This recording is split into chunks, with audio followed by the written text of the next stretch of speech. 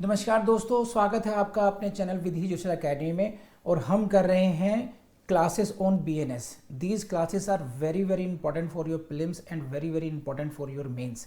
And let's start 298।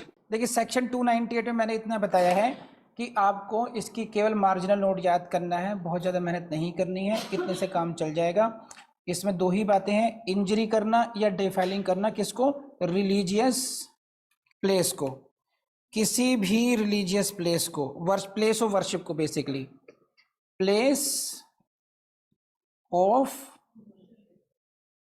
Worship of any religion.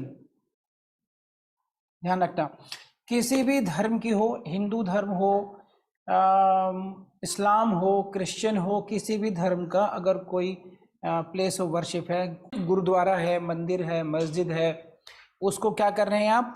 उसको कुछ भी क्षति पहुंचा रहे हैं, इंजरी पहुंचा रहे हैं, या फिर उसको आप अपवित्र कर रहे हैं। तो what is the section for that? What is the offence? Offence under section 298। इतना याद कर लीजिए, आपसे इतने से काम चल जाएगा। और नेक्स्ट पर जाइए फटाफट। This is section 299, deliberate and malicious acts intended to outrage religious feelings of any class by insulting its religion or religious beliefs। देखिए क्या क्या है। रिलीजन, कितना ध्यान करो, रिलीजन और रिलीजियस बिलीफ्स, धर्म या आपके धार्मिक विश्वासों को क्या करना है? इंसल्ट करनी है, इंसल्टिंग। और इसके द्वारा आउटरेज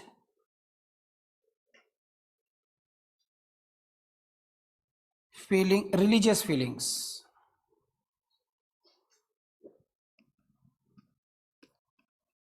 रिलीजियस फीलिंग्स, बस किसी के धर्म को या उसकी धार्मिक आस्थाओं को ठेस पहुंचाना, उनकी इंसल्ट करना, और उसके द्वारा किसी की भी धार्मिक भावनाओं का मजाक उड़ाना, उसका उपहास उड़ाना, उनको ठेस पहुंचाना, बस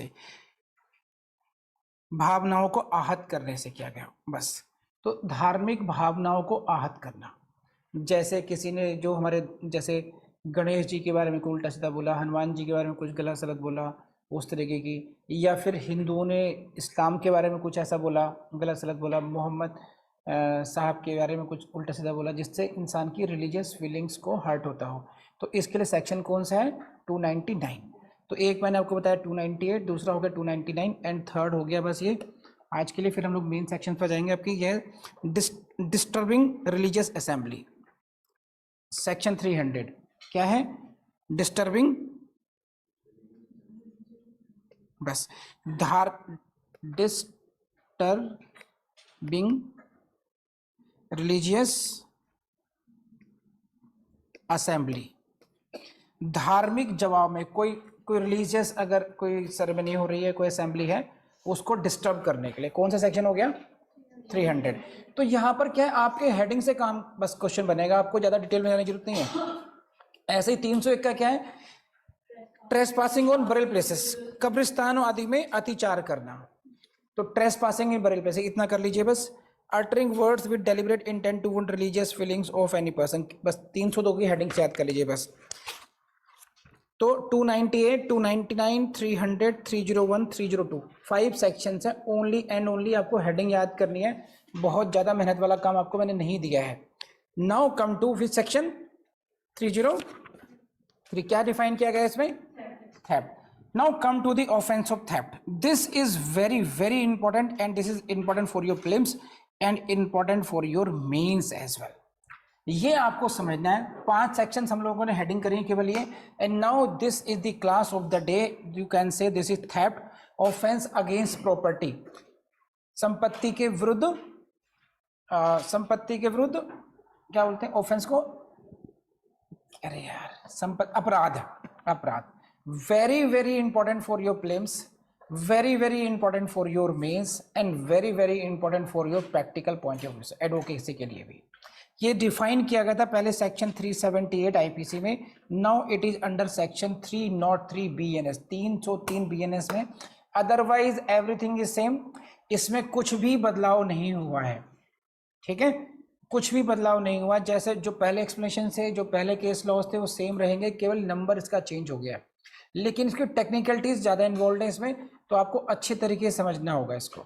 देखिए क्या है, whoever intending to take dishonestly, number one, please highlight this in your Bayer Act, highlight this word, intending to take dishonestly any movable property. Number 2 point, out of the possession of any person without that person consent, 4, moves that property in order to such taking is said to commit theft. Moving हो गई 5। तो there are 5 important points, इसमें आपको 5 technical 5 important points हैं। हम कब कह सकते हैं कि एक व्यक्ति ने चोरी का अपराध किया? मान लीजिए दीक्षा मैडम गई महिमा के घर में, है ना, महिमा के घर में गई और उनको लगा कि महिमा की जो रिंग है या महिमा की जो चेन है जो अभी किसी टेबल पे रखी हुई है, इनको पसंद आ गई, है ना, और ये सोच के ले आए कि मुझे एक पार्टी में जाना है और मैं यूज करके इसको वापस कर दूंगी। समझ आ गई बात आपको? तो क्या ये चोरी कहलाएगी? नंबर 1। क्या नंबर 2 ऐसा हो सकता है कि ये उसके घर में, महिमा के घर में दूसरी स्टूडेंट की बांसुरी गई, उसको लगा यार ये तो इसका जो एक ये ऑर्नामेंट है, जो गले की चैन है, ये बहुत अच्छी है लेकिन लेके नहीं जा सकती है, उसने वही चैन उसी के घर में छिपा दी है फिलहाल, कि कभी महीने 2 महीने बाद आऊंगी चुपचाप और तब लेके चले जाऊंगी। तो क्या ये थेफ्ट कहलाएगा? या नंबर 4, ऐसा समझ लेते हैं प्रियांश महिमा के घर में आया और ये अभी चेन को हल्का सा टच ही किया था, है ना, हल्का सा 1 आध इंच ही हटी होगी बस वो, और वहीं पर इसने पकड़ लिया। तो क्या इसको ऑफेंस ऑफ थेफ्ट माना जाएगा या इसको अटेम्प्ट ऑफ थेफ्ट माना जाएगा? Are you getting? तो यहाँ पर ये जो ऑफेंस है थेफ्ट का, इसमें एक पॉइंट टेक्निकल आपको मिलेगा कि किस पॉइंट ऑफ टाइम पर, किस समय के बिंदु पर आपका जो ऑफेंस अगेंस्ट प्रॉपर्टी है, थेफ्ट है, वो कंप्लीट हो गया है। जो चोरी का अपराध है, कौन से समय के बिंदु पर, हम कब कहेंगे अभी तक तो अटेम्प्ट था, अब ये कंप्लीट हो गया है, क्योंकि अटेम्प्ट के लिए आपको 50% वो मिलेगा, उसका पनिशमेंट मिलेगा। तो अगर मान लीजिए किसी ने कि आप बस में जा रहे हैं, आपकी पॉकेट में किसी ने हाथ डाला और हाथ निकाल के उसका हाथ बाहर आया ही था, है ना, आपने तुरंत वहीं उसका हाथ पकड़ लिया, तो हम इसको क्या कहेंगे कि वो is it only attempt to theft? क्या ये केवल चोरी का प्रयास है या यहां पर चोरी का ऑफेंस कंप्लीट हो चुका है? ठीक, तो ऐसे बहुत सारे चीजें टेक्निकल पॉइंट पढ़ने वाले हैं हम लोग। आई बिलीव आप लोग अब कॉन्सेप्ट के बारे में, मतलब वो जो एक होता है ना कि टेम्पो होना कि भाई हाँ हम लोग we are eager to learn it, तो ready for this or not? चलिए समझते हैं इस बात को। तो पहला एलिमेंट समझते हैं, what is the first important element in this? whoever intending to take dishonestly, intending to take dishonestly, the very first technical point is ये कि जिसके विरुद्ध ऑफेंस, जिसके विरुद्ध ये आरोप है कि he has committed the offense of theft, उसने चोरी का अपराध किया है, उसकी इंटेंशन कैसी होनी चाहिए? His intention must be dishonest, intending to take dishonest, बेईमानी पूर्वक लेने की इंटेंशन होनी चाहिए। तो ये जो वर्ड है take, this is very important. जो डिसऑनेस्टली वर्ड है ये बहुत इंपॉर्टेंट है। अगर आप इसको कंपेयर करोगे, इफ यू कंपेयर इट, हम लोगों ने पढ़ा था सेक्शन 100 कल्पेबल होमिसाइड, वहां पर देखो क्या वर्ड थे, इंटेंशन ऑफ कॉजिंग डेथ था। इन केस ऑफ सेक्शन 100 जब हमने कल्पेबल होमिसाइड पढ़ा था तो वहां पे क्या था, इंटेंशन ऑफ कॉजिंग डेथ थी, जान से मारने की आशय, with the intention of causing such bodily injury as is likely to cause death, ऐसी शरीर क्षति करने का आशय जिससे मृत्यु होना संभव है, या with the knowledge that by such act he is likely to cause death। तो वहां पर जो मेंटल एलिमेंट थे, there were 3 clauses, intention to cause death, intention to cause bodily injury और एक नॉलेज क्लॉज थी। अगर आप इसको कंपैरेटिवली पढ़ना चाहेंगे समझने के लिए, तो you will see there is only one requirement and that is what, the dishonest intention, intention to take dishonestly. There is no knowledge clause, are you getting this point? Knowledge यहां पर missing है element, only there is one intention, intention to take dishonestly. No what do you mean by dishonestly? हम कब कहेंगे कि आशय जो है बेईमानी पूर्वक था? जैसे मान लीजिए जो दीक्षा मैडम है, महिमा के घर से, महिमा के घर से, महिमा के घर से चेन लेके जा रही है बाहर, और बाहर पकड़ लिया। दीक्षा तुझसे उम्मीद नहीं थी, तू मेरी चेन चोरी करेगी?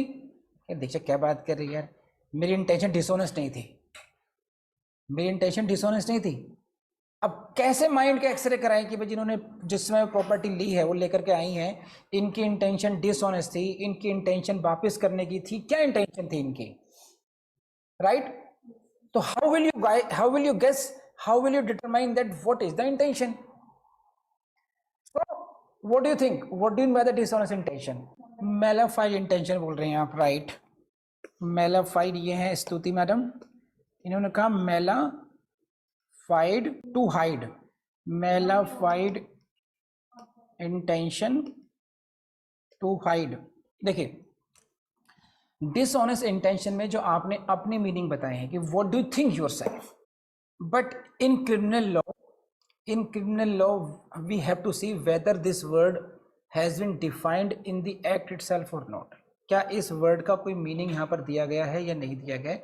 जैसे हम लोगों ने सेक्शन 100 में ही देखा था कि पहली लाइन क्या थी, whoever causes death, right? whoever causes death, और फिर हमने देखा था डेथ को भी डिफाइन किया गया था, death of a human being, है ना? तो इसी तरीके से हम लोगों ने यहाँ पे देखना है कि क्या डिसऑनेस्ट इंटेंशन की डेफिनेशन दी गई है। Then you will see dishonestly, the word dishonestly has been defined under section 2 clause 7 of BNS and section 24 of the IPC। तो please highlight this 27 section 27 BNS, और if you read it in the IPC this is section 24, very important for your prelims। यहाँ से prelims से question पूछा जाता है कि dishonesty कहाँ डिफाइन की गई है। तो dishonestly has been defined under section 24 and BNS में 27, 24 IPC 27 BNS। अगर हम जब इसके मीनिंग को देखते हैं then we will have to understand the meaning of two words, wrongful gain and wrongful loss। तो फिर wrongful loss को और wrongful gain को समझने के लिए फिर हमें पढ़ना पड़ेगा 236 एंड 237 BNS या फिर IPC की सेक्शन 23। तो सेक्शन 23 एंड 24 IPC के केस में section 27 read with section 236 and 237, तब जाकर के आपको कंप्लीट आइडिया लगेगा कि what do you mean by the dishonestly. तो डिसऑनेस्टली को समझने के लिए आप इसको ऐसे समझिए, कुछ ये ऐसा बनेगा, देखिए इस ग्राफ को समझिए, wrongful गेन और wrongful loss will amount to dishonest intention, and if there is dishonest intention that will amount to theft। ये एक इक्वेशन है जिसको हमने समझने की कोशिश करनी है। Now please try to understand what do you mean by the wrongful gain and wrongful loss first। तो this is the meaning of wrongful gain, 236 23 IPC में डिफाइंड है। wrongful gain is the gain by unlawful means of property to which the person gaining is not legally entitled। What do you mean by the wrongful gain? wrongful gain का मतलब ये है कि आप किसी ऐसी संपत्ति को गेन करते हैं, गेन ऑफ द प्रॉपर्टी, ठीक? wrongful gain का मतलब क्या हुआ, ऐसी संपत्ति को गेन करना जिस संपत्ति को to which the person gaining is not legally entitled, जिसको गेन करने के लिए वह व्यक्ति वैध रूप से एंटाइटल्ड नहीं है, लीगली एंटाइटल्ड नहीं है। और वो भी कैसे गेन कर रहे हैं आप, you are gaining it by unlawful means. So when a person gains something to which he is not legally entitled and that too by unlawful means, it is said that he is gaining wrongfully, वो उसको wrongfully gain कर रहे हैं। तो आई see something कि अगर मैं समझा पाऊँ तो देखते हैं।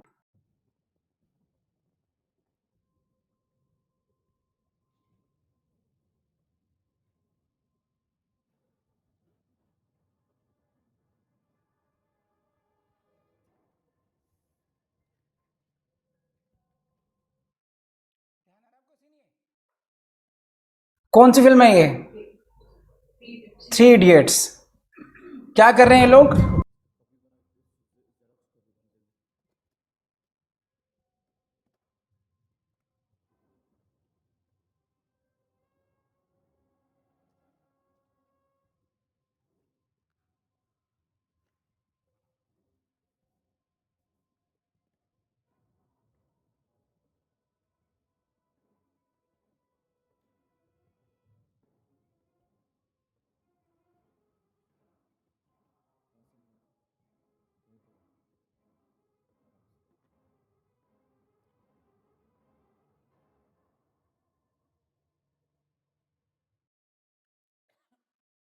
ये फिल्म थी थ्री इडियट। यहां पर जो रेंचो है और उसका दोस्त है फरहान, वो अपने दोस्त के लिए क्वेश्चन पेपर चोरी करने गए, क्वेश्चन लेने गए हैं। तो यहां पर ये देखो कि that question paper is the property, ठीक, to which these two guys are not legally entitled, and they are what they are doing, they are gaining this property. So in this case they are gaining a property that is the question papers to which they are not legally entitled, and that too by unlawful means. So therefore you can say they gained wrongfully. बोलो yes or no? तो यहां पर उन्होंने wrongful gain किया। बात समझ में आ गई? नंबर 2 पर आ जाइए। उसी तरीके से अब इसका अपोजिट है wrongful loss। wrongful loss का मतलब है कि a person who is entitled legally to some property, एक व्यक्ति जो कि किसी संपत्ति को लीगली एंटाइटल्ड है, उससे आप उसको डिप्राइव कर दो, समझे? लॉस ऑफ द प्रॉपर्टी, किसी व्यक्ति को ऐसी संपत्ति का लॉस कराना जिसको लेने के लिए या रखने के लिए वो लीगली एंटाइटल्ड है, and that too by unlawful means. जैसे इसको कैसे कह सकते हैं? जैसे मान लीजिए इसमें कि चलिए बहुत सिंपल से ले लेते हैं। मान लीजिए स्तुति मैडम जो है, स्तुति मैडम किसी के जेब पर्स निकाल लेती हैं, ठीक है? अभी हम चोरी पर नहीं जा रहे हैं। When she takes out the purse, what she is doing? She is causing wrongful loss to someone. जिस प्रॉपर्टी को that person holding that is legally entitled to take. Right or wrong? तो that is the definition of wrongful loss or wrongful gain. अब आपको समझ में आ गई बात? Did you get the meaning of wrongful loss or wrongful gain or not? समझ में आई इतनी सी बात या नहीं? तो हमने पढ़ लिया wrongful loss और wrongful gain। अब इसी को हम लोग अप्लाई करेंगे डिसऑनेस्टली की डेफिनेशन में, ठीक है? What do you mean by the dishonestly? Dishonestly की डेफिनेशन जैसे मैंने बताया था अभी आपको कि अभी हमने क्या किया है, डिसऑनेस्टली की मीनिंग को समझने के लिए हमें क्या समझना पड़ेगा? wrongful gain और wrongful loss। इतना काम हम कर चुके हैं। Now we are going to 2724 and this is dishonestly. whoever does anything with the intention of causing wrongful gain to person or wrongful loss to another is said to do that thing dishonestly. And I must tell you the meanings of these words: wrongful loss, wrongful gain, dishonestly, these are the important definitions। और ये आपको mains में भी आती हैं। तो जैसे राजस्थान है वहाँ तो आएंगी ही आएंगी इस तरीके छोटी छोटी डेफिनेशन ये, तो अच्छी तरीके से करना है इसको। और थेफ्ट का अगर मेंस में क्वेश्चन आ जाए तो यू विल जब आप डिसऑनेस्टली का मीनिंग समझाएंगे तब आपको wrongful loss, wrongful gain ऐसे ही समझाना चाहिए अच्छे तरीके से। तो डिसऑनेस्टली का जो मीनिंग इन्होंने बताया वो क्या है कि the intention of causing wrongful gain to one person or wrongful loss to other person. किसी एक व्यक्ति को wrongful loss करना या किसी व्यक्ति को wrongful gain करने की इंटेंशन से अगर हम कुछ करते हैं तो हम ये कहेंगे this is what the dishonesty. आपको समझ में आ गया होगा कि मेलाफाइड, हाइड और ये सब का मीनिंग हमें नहीं जाना है, हमने यहाँ पे टेक्निकली मीनिंग समझना है। जो खास बात इसमें ये शायद आप लोगों ने गौर नहीं किया होगा, यहाँ पर ये वर्ड है, इसको हाईलाइट कर लीजिए इसमें, this is or, this is not and here, यहाँ पर समझे, दिस इज नॉट एंड। तो wrongful gain to one person or wrongful loss to other, this is not wrongful gain to one person and wrongful loss to other.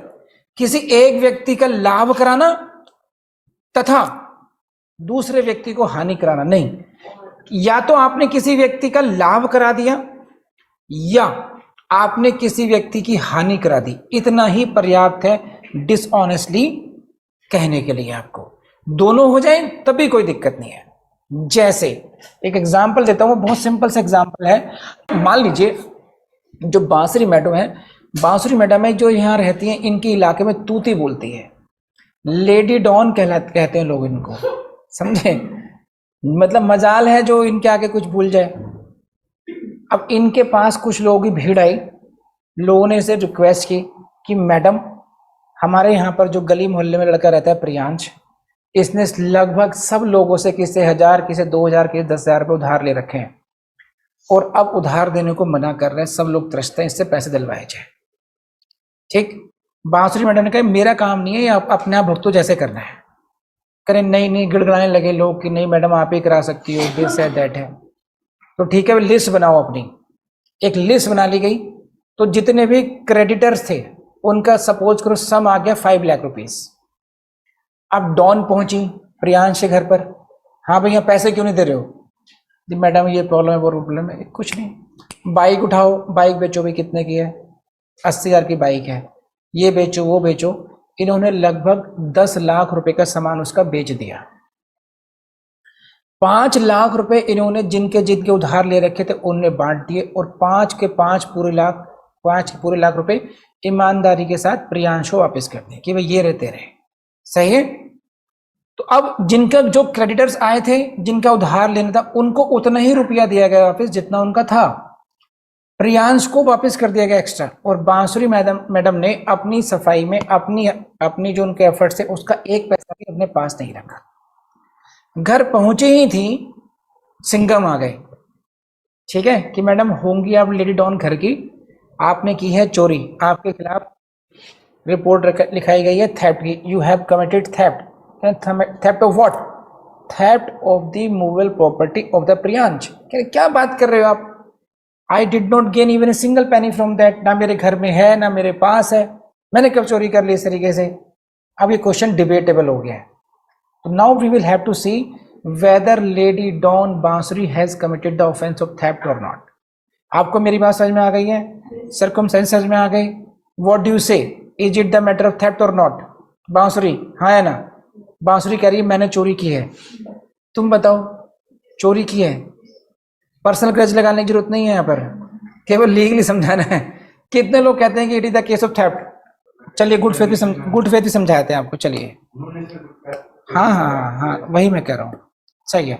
तो यहाँ पर आपको ना जब भी कभी देखिए, कुछ लोग कह रहे हैं थेफ्ट है और कुछ लोग कह रहे हैं नो थेफ्ट है, और भावनाओं में बह करके हमारे प्रियांश बाबू कह रहे हैं सर गुड फेथ भी देखो, उसने गुड फेथ में किया जो कुछ किया हुआ। ठीक है, तो आप लोगों को मैं एक सीन याद दिला दूं, हमेशा ध्यान में रखिए। फिल्म का नाम है, महान फिल्म है मुन्ना भाई MBBS। उसका एक सीन है कि आप अपने पेशेंट्स को केवल बॉडी समझिए, इमोशनली अटैच्ड मत होइए।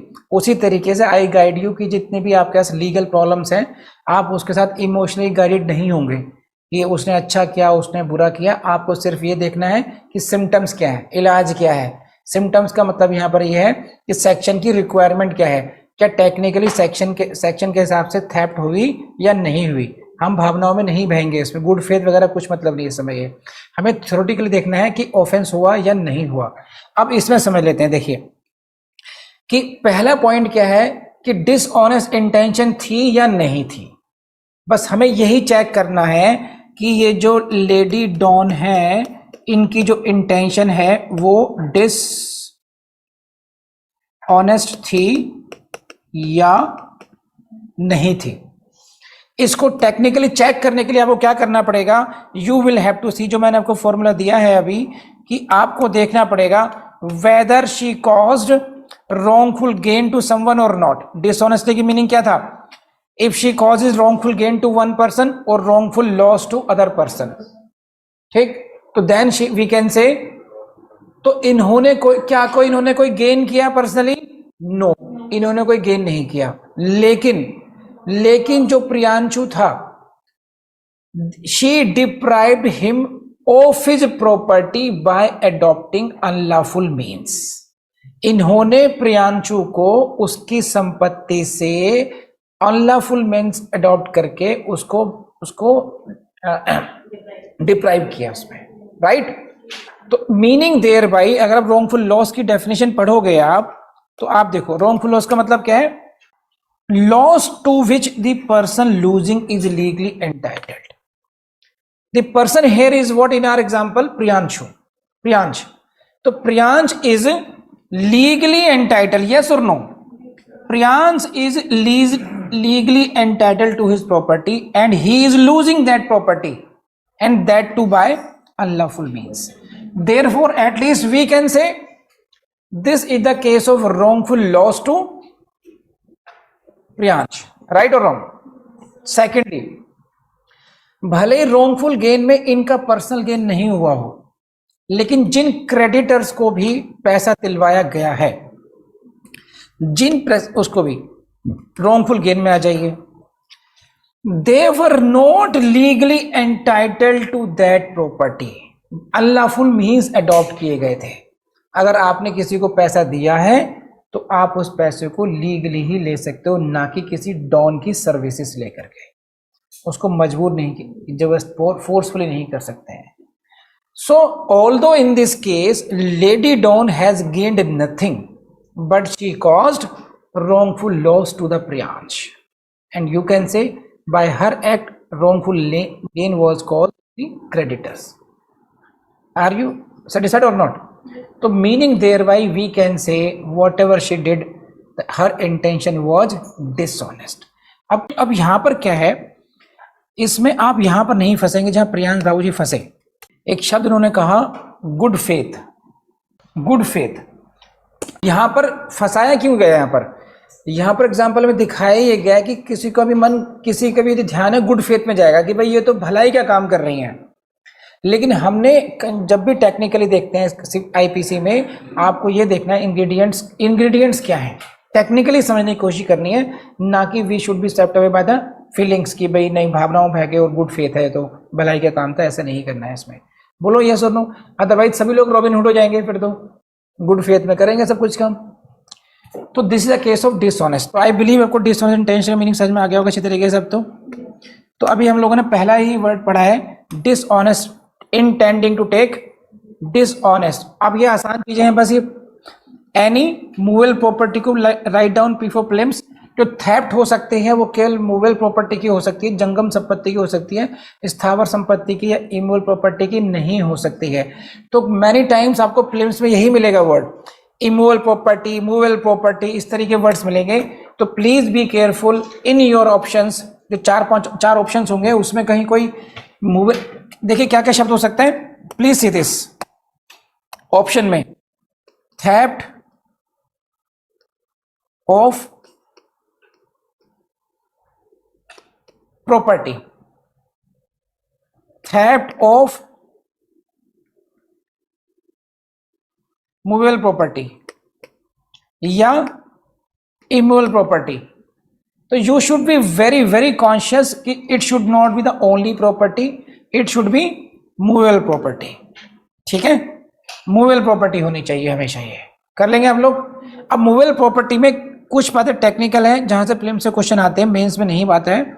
जैसे इलेक्ट्रिसिटी, वेदर इलेक्ट्रिसिटी, कहते हैं कि बिजली की चोरी, can electricity be considered to be the movable property? Answer is no, electricity it is not movable property. Supreme Court की या कोर्ट्स की जो रूलिंग्स है उनके अनुसार बात यह है कि this is not the movable property. Cooking gas passing through the pipeline, आजकल घर में पाइपलाइन के द्वारा गैस है, तो whether that is movable property और not, that is movable property. Cooking gas has been held to be the movable property. यहां से क्वेश्चंस आए हैं कई बार। Next is what, human body, मानव शरीर, वेदर लिविंग और डेड। क्या इसको हम मूवेबल मान सकते, नहीं मान सकते, है ना? बोलो, it is also not the movable property. चाहे वो जिंदा हो या मृत शरीर हो, उसको आप मूवेबल प्रॉपर्टी नहीं मान सकते हैं। उसकी थेफ्ट, इसका मतलब क्या हुआ, उसकी थेफ्ट नहीं हो सकती है। लिख लिया आप लोगों ने। लेकिन कब हो सकता है कि व्हेन देयर स्पेशल सिचुएशन है, एक्सेप्ट बॉडीज, ऐसी बॉडीज या उनके portions thereof or mummies are preserved in museums or scientific institutions. Scientific institution में या ममीज के रूप में अगर उनको प्रिजर्व करके रखा गया है और वहां से उनको हटाया जाता है, किसी बॉडी को हटाते हैं या उसके किसी पोर्शन को हटाते हैं, पार्ट को हटाते हैं, then it can be considered to be the movable property. तो प्रीलिम्स में क्वेश्चन आपसे पूछ सकते हैं, आपको प्रॉब्लम दी जा सकती है, तो ये ध्यान रखना कि वहां पर वो जो बॉडी है वो किसकी बॉडी की बात कर रहे हैं, कहाँ की बात कर रहे हैं, क्या वो म्यूजियम में रखी बॉडी की बात कर रहे हैं, क्या वो मम्मी की बात कर रहे हैं। Otherwise in general human body को मूवेबल प्रॉपर्टी नहीं माना जाएगा। लिख लिया आप लोगों ने, समझ लिया। अब नेक्स्ट पॉइंट क्या है, आइडल का है कि जो मूर्ति है ना, क्या मूर्ति को, आइडल को हम लोग ये मान सकते हैं, मूवेबल प्रॉपर्टी मान सकते हैं। देखिए आइडल को क्या है, वो एक जुरिडिकल पर्सन है ना, लॉ के फिक्शन द्वारा उसको भी व्यक्ति माना गया, पर्सन माना गया, और वो प्रॉपर्टी होल्ड कर सकता है, प्रॉपर्टी एक्वायर कर सकता है, प्रॉपर्टी सोल्ड कर सकता है, राइट है कि नहीं है। वो जैसे तिरुपति बालाजी है, तिरुपति बालाजी के नाम पर प्रॉपर्टी एक्वायर भी किया जा सकती है, प्रॉपर्टी ट्रांसफर भी की जा सकती है, सू भी किया जा सकता है in the name of idol, है ना। तो क्वेश्चन ये है कि क्या फिर भी इनको सब्जेक्ट ऑफ थेफ्ट माना जाएगा, नहीं माना जाएगा। Yes, no bar to its being movable property is subject matter of theft. Idol though a juristic person but it can not be equated with the human body, it can not be equated with human person. नहीं है समझ में, हो गया। तो this is all about the second point and now come to third point, out of the possession of any person. क्या क्या language use की है, देखो उन्होंने, out of the possession of any person. जो प्रॉपर्टी है, you are intending to take it dishonestly, इसको dishonestly लेने की आपकी इंटेंशन है, लेकिन कहां से। The crucial word is what, the out of the possession. देखिए एक वर्ड होता है पोजेशन और दूसरा वर्ड होता है ओनरशिप, ठीक है। तो कैन यू एक्सप्लेन दिस, कितने लोग समझते हैं ऑनरशिप और पोजेशन में डिफरेंस। देखिए ऐसे कहते हैं possession is 9 point in law, ठीक है ना। तो जैसे सपोज कीजिए एक टेनेंट है, जो प्रॉपर्टी है उसके पोजेशन में है, but he is not the owner of the property, he has certain rights but not all the rights regarding the property। Property को डिस्पोज करने के राइट्स एक पोजेसर के पास नहीं होते हैं। तो ओनरशिप का जो राइट है, ownership is the right is one complete right, complete bundle of rights related to the property. संपत्ति के संबंध में सभी अधिकार का होना means ownership. You can enjoy your property, you can transfer your property as per your wish, you are the owner. अगर आप उसको एंजॉय तो कर सकते हो प्रॉपर्टी को, लेकिन आपके पास उसको ट्रांसफर के राइट नहीं है, उसको डिस्पोज करने के राइट नहीं है वॉलेंटरली, तो आप क्या है, you are merely a possessor, you are not the owner. तो यहाँ पर थेफ्ट की जो रिक्वायरमेंट है, यहाँ पर ये रिक्वायरमेंट नहीं है कि जो प्रॉपर्टी है उसको ओनर के पास से लेने की इंटेंशन हो, it is not the requirement. Requirement क्या है, out of the possession of any person, किसी भी व्यक्ति के पोजेशन से डिसऑनेस्टली लेने की नियत। ये क्या वर्ड यूज किया गया यहां पर, any person. This is not the owner, ये ओनर नहीं है। बात ही समझ रहे हैं आप लोगों को, ये आ रही है पक्का। देखिए this is any person not the owner. तो समटाइम्स मुझे भी ये बताइए, चलिए ये बताइए मैडम, जो भावी मैडम है, भवी मैडम ने एक नेकलेस चुराया, ठीक है, तो शी बिकम्स दी, ये हुआ ओनर, इससे चुराया भवी ने, she is the thief number 1, ऐसे मान लीजिए।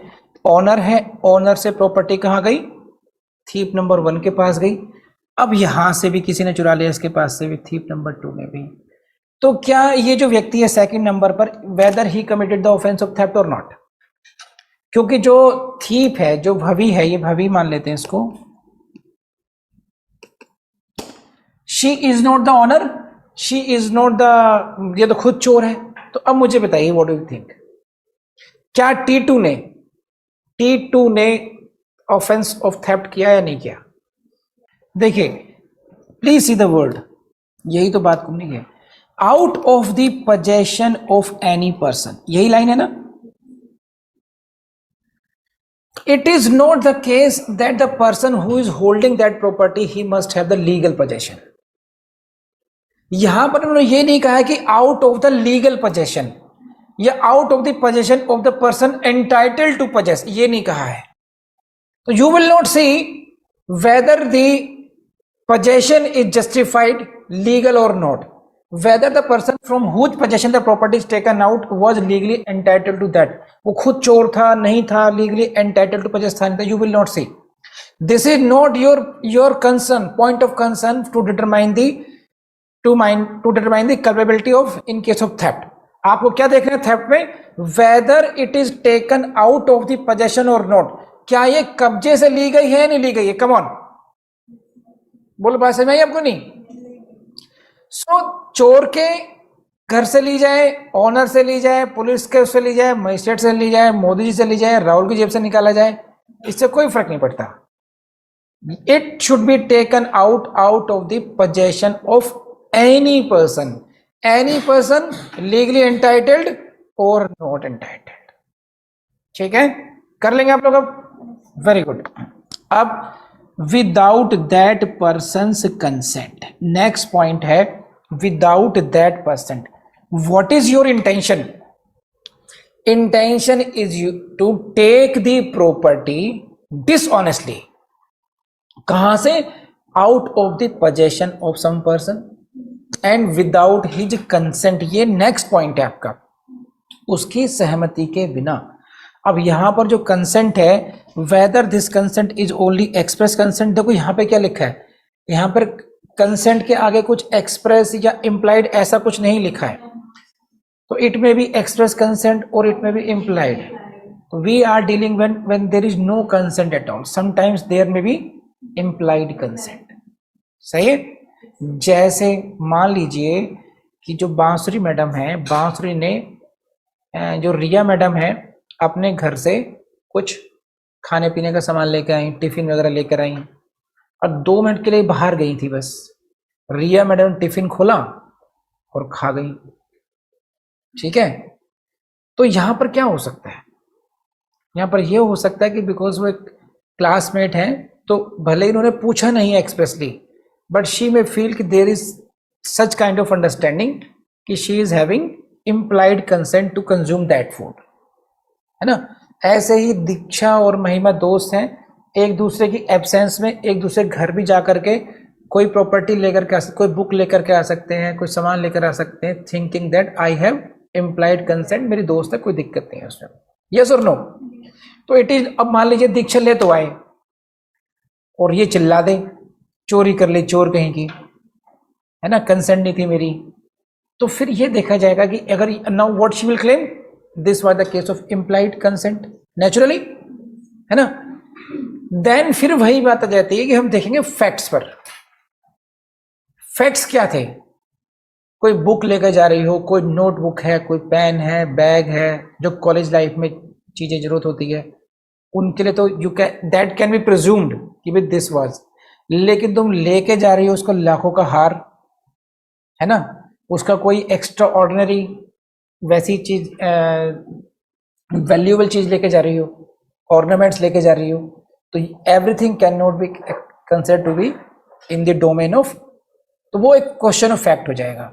यहां पर हमने फोकस करना है कि यहां पर जो वर्ड है आउट ऑफ, विदाउट कंसेंट है। तो समटाइम्स देखो थेफ्ट का जो ये ऑफेंस है, ये जब से आईपीसी थी तब भी डेफिनेशन यही थी, अब बीएनएस आ गया तब भी यही डेफिनेशन है, और ये आपके सिलेबस में जब से जुडिशियल एग्जाम तब से है।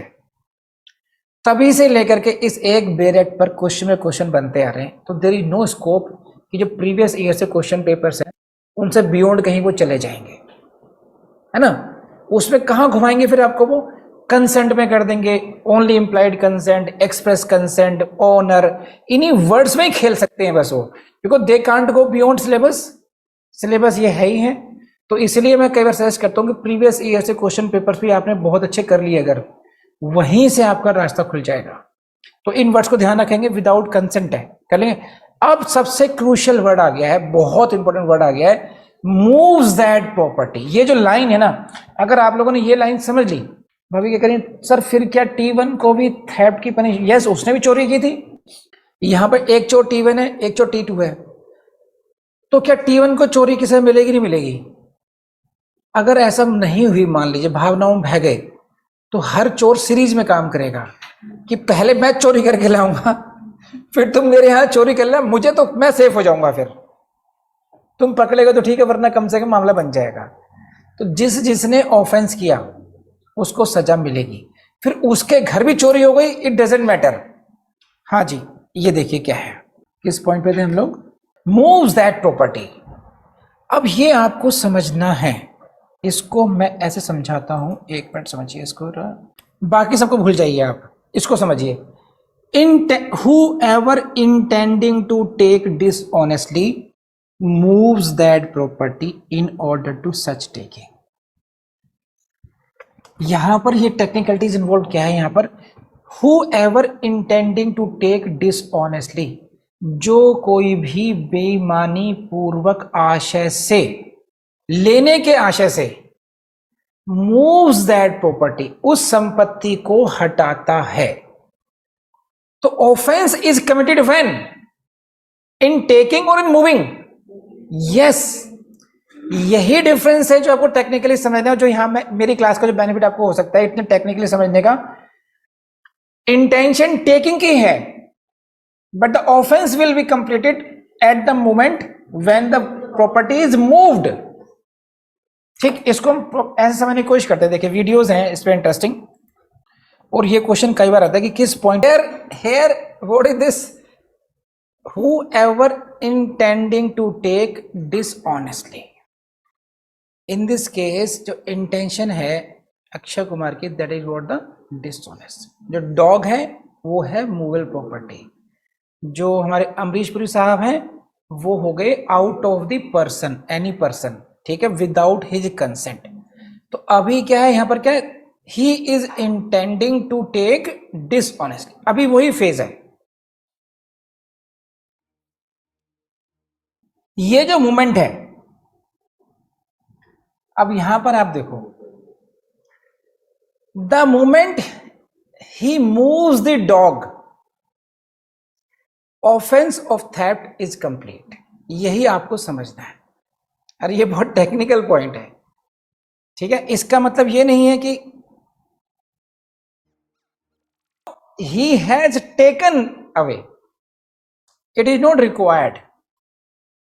ये भी थेफ्ट भी आएगा, लेकिन ऑफेंस ऑफ थेफ्ट, मान लीजिए यहां पर पकड़ा जाए तो थेफ्ट का दोषी होगा, तो किस समय तक वो अटेम्प्ट का रहेगा, और किस समय हम ये मानेंगे कि he has committed the offense of theft। Theft offence जो थेफ्ट है वो कंप्लीट हो चुका है। इसको दोबारा देखते हैं थोड़ा सा, देखिए यही समझना आपको। मूव्ड, यहां पर भी कैसे थे, हल्का सा कमिटेड थेफ्ट, राइट।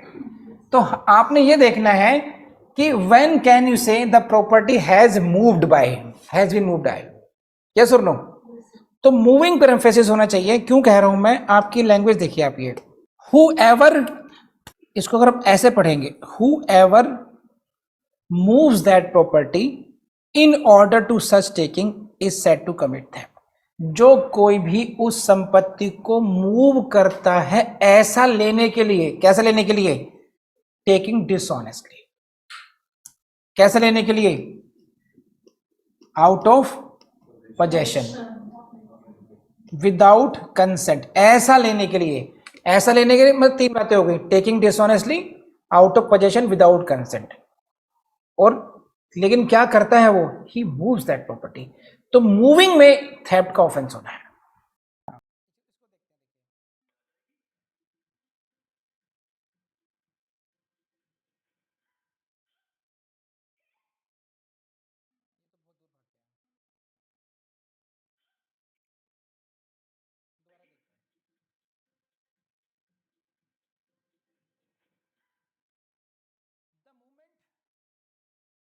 बहुत डिटेल में पढ़ाया गया है और बहुत टेक्निकली पढ़ाया गया है, बहुत इंपॉर्टेंट है आपके लिए। बस आपसे यही कहूँगा कि अगर ये वीडियो आपको पसंद आए तो अपने दोस्तों से शेयर करना जो नहीं भूलेंगे आप लोग, लाइक भी कीजिएगा और कमेंट भी कीजिएगा।